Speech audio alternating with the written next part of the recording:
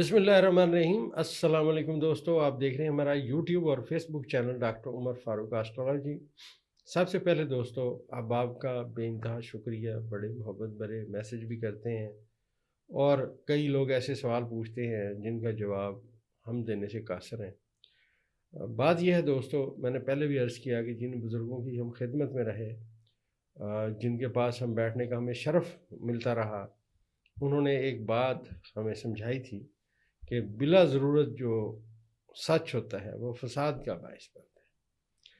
तो इल्म रखने का मकसद ये हरगिज़ नहीं है कि आप हर सवाल का जवाब दें।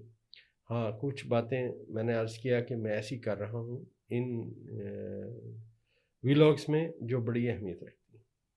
आज के सितारे की तरह सबसे पहले मैं ये अर्ज़ करता चलूँ कि चाँद आज बुर्ज दिलों में बैठा हुआ है। बुर्ज दिलों का जो हाकम सितारा ज़ुहल है वो बुर्ज हौत में बैठा हुआ है।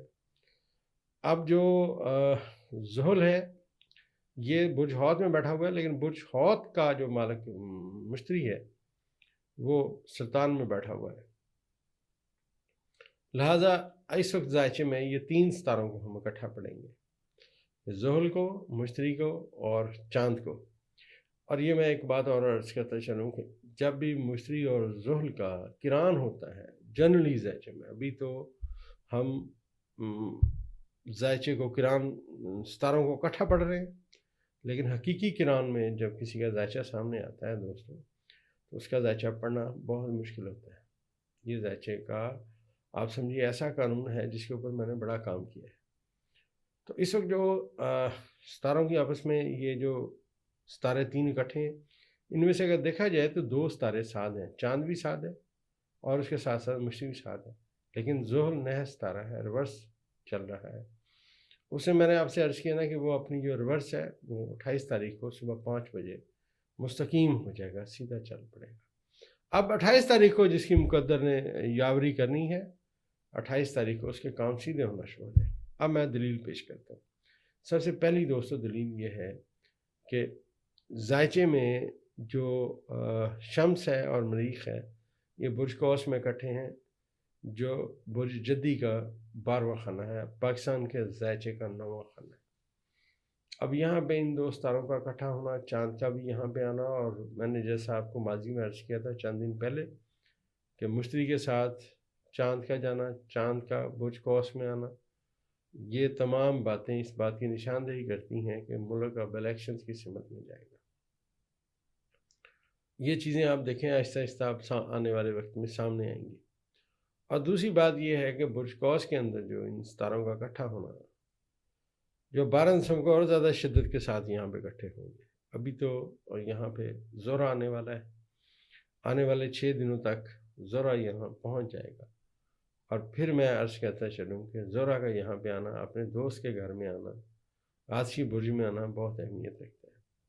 और मरीख के साथ ख़ास तौर पे ज़ोरा का एक ही बुर्ज में आना, मैंने माजी में आपसे एक बहुत बड़ी प्रेडिक्शन कर रखी है। मैंने कहा था कि ज़ोहरा और जो मरीख है पाकिस्तान के जायचे के पहले और 7वें खाने के सितारे, लिहाजा तब्दीलियों की सिमत में जो बातें लाएंगे हमेशा पहले और 7वें के हाकम सितारे लाएंगे। ये कानून है जायचे का। अब ये सितारे बुर्ज कौस में इकट्ठे हो रहे हैं। बुर्ज कौस पाकिस्तान के जायचे का 9वां खाना है और यहाँ पे सियारगान का इकट्ठा होना, जो मैंने आपसे अर्ज़ कर रहा हूँ कि मेरा एक अंदाज़ा है कि बातें आने वाले वक्त में इलेक्शन की तरफ जाएंगी। ये वही बातें हैं, ये वो दो सितारे। और ज़ोहरा का और मरीख का किरान होना, जो माजी में मैंने प्रेडिक्शन की थी कि एक मैसेज गया, उस मैसेज में एग्जैक्ट मैंने आपको डेट बताई हुई है कि आज, जैसे मैं कह रहा हूँ आज सितारे यहाँ, उस दिन भी मैंने कहा था कि ज़ोहरा और मरीख आपस में नाज़र हैं, अब ये इकट्ठे चल पड़े, पैगामात आ रहे हैं जा रहे हैं। और पैगाम था आई लव यू टू, ये वो पैगाम चल रहे थे। मख्फी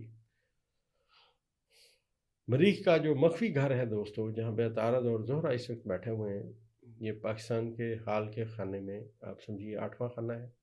और यहाँ पे मख्फी सितारों का बैठना, ख़ासतौर पर अतारद का रिवर्स होकर जाना और ज़ोहरा का वहाँ उसका इंतज़ार करना और उसके साथ इकट्ठे होना, और ज़ोहरा का उसके बाद वहाँ से आहिस्ता आहिस्ता आगे आना, इस बात की निशानदेही कर रहा है कि मैंने जो अर्ज़ किया था आपको کہ بساط بچھی ہوئی ہے، مورے ہلائے جا رہے ہیں۔ اور اس کے بعد آپ دیکھیے آئینی ترمیم آ گئی، پہلے 26ویں آئی، پھر اس کے بعد جب میں نے عرض کیا کہ ستمبر اور جو ستمبر کے ستارے ہیں یہ کہہ رہے ہیں جیسے وہ الگ الگ بیٹھے ہوئے تھے، آپس میں کمیونیکیشن کر رہے تھے، تو میں نے کہا تھا بساط بچھی ہوئی ہے اور مورے آگے پیچھے کیے جا رہے ہیں۔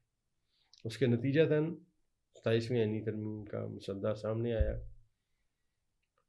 اور جو میں آپ سے عرض کرتا رہا، اگر آپ دیکھیں تو میں نے پہلے بھی کہا تھا کہ یہ پاکستان کی تاریخ کی ناکام ترین اسمبلی ماضی وجود میں آئی، اور یہ جو ناکام ترین اسمبلی ہے اس کے کام ہی ایسے ہیں جو دنیا میں آج تک کسی نے نہیں کیے۔ ان سے وہ کام لیے گئے جو میں نے آپ سے عرض کیا تھا کہ مانگے کی جنت سے دوزخ کا عذاب اچھا، کہ سیاستدان تو رہتے کم از کم۔ اب یہ اصل میں دوستو وہ ہے قدرت کی ایک چھلنی ہوتی ہے جو چیزوں کو چھانتی ہے۔ تو قوم کے سامنے ان کا کردار سامنے آنا تھا، ستارے وہاں پہنچے، جو میں نے آپ سے عرض کیا تھا پاکستان کے ذائچے میں اور پوری دنیا کے ذائچے میں بھی ایک دھوکے اور فراڈ کی نشاندہی۔ اب یہ امریکہ کے صدر سے لے کے آپ دیکھیں انہوں نے بھی کیا دھوکہ دہی کی باتیں کی۔ ہمارے وزیر اعظم محترم صاحب یہ بھی ان سے ملنے گئے، اس کے بعد بڑی لڑیاں ڈالی گئیں، اور اس کے بعد انہوں نے کہا میں نے تو یہ کہا نہیں ہے، میں نے تو ایسے کہا تھا، ہمیں تو وہ بات بتائی نہیں، ہمیں تو یہ کہا گیا تھا۔ اور دھوکے اور فراڈ والی باتیں کہ وہاں کچھ اور یہاں آگے کچھ، بعد میں انہی باتوں پہ عمل شروع۔ یہ ذائچہ بیان کر رہا ہے دوستوں۔ اور دھوکہ اور فراڈ کبھی ترقی نہیں کر سکتا، یہ قانون قدرت ہے۔ اس ذائچے میں جو آنے والے وقت میں دوستو چاند جب جائے گا تو یہ جا کے اب نیپچون کے ساتھ اکٹھا ہوگا، ایک دن یہ اور یہاں قیام کرے گا، 26 ہے، 27 کو بھی یہاں قیام کرے گا، 28 کو چاند بھی ناقص ہوگا، زحل بھی ناقص ہوگا۔ اور بہت جدی کی جس شخصیت کا میں نے آپ سے عرض کیا تھا جس میں وزیر اعظم بھی پاکستان لپیٹ میں آتے ہیں، ان کا جو ستارہ ہے زحل وہ اپنی ریورس ختم کرے گا، چاند وہیں ساتھ ہوگا۔ چاند حالات اور واقعات کو بڑی تیزی کے ساتھ اور بڑی شدت کے ساتھ لاتا ہے۔ تو یہ جو یہاں پہ اس دفعہ 28 تاریخ کو جب یہ یہاں پہ چاند چلا جائے گا، زحل یہیں ہوگا، نیپچون یہیں ہوگا، تو میں نے آپ سے عرض کیا کہ ایک دھوکہ اور فراڈ ہے جو سامنے آئے گا۔ دراصل یہ دھوکہ اور فراڈ سامنے آنے کی سمت میں باتیں ہیں کہ کیا دھوکہ اور فراڈ ہے۔ یہ دوستو انسانوں کے کرنے کی باتیں نہیں ہیں، آپ سمجھیے، کیونکہ میں یہ نہیں کہہ سکتا کہ فلاں بندہ یہ ہے، فلاں بندہ یہ، ایسا ہرگز نہیں کہہ سکتا۔ میں اپنے ستارے بیان کرتا ہوں، میرے ستارے جو میرا سیارے میں نے پڑھے، جو میں نے ذائچے کو میں لوگوں کے پازیٹیو نیگیٹو ستارے پڑھے، ان کو اکٹھا کیا، ان کا ایفیکٹ دیکھنے کی کوشش کی، تو ذائچے میں ان کا جو ایفیکٹ نظر آ رہا ہے وہ بہت اہمیت کا حامل ہے۔ اور 28 تاریخ کے بعد زحل کا یہاں پہ ریورس ختم کرنا اور چاند کا یہیں پہ پہنچنا، نیپچون کا وہیں پہ موجود ہونا، اور اس سے اگلی ترین بات یہ ہے کہ آپ یہ سمجھیے ایک جوڑ لگے گا ستاروں کا۔ وہ جو جوڑ ہے دوستو وہ نیپچون اور زحل کے درمیان چاند کا آنا ہے، اور یہ جو راس کا بھی یہیں پہ بیٹھنا۔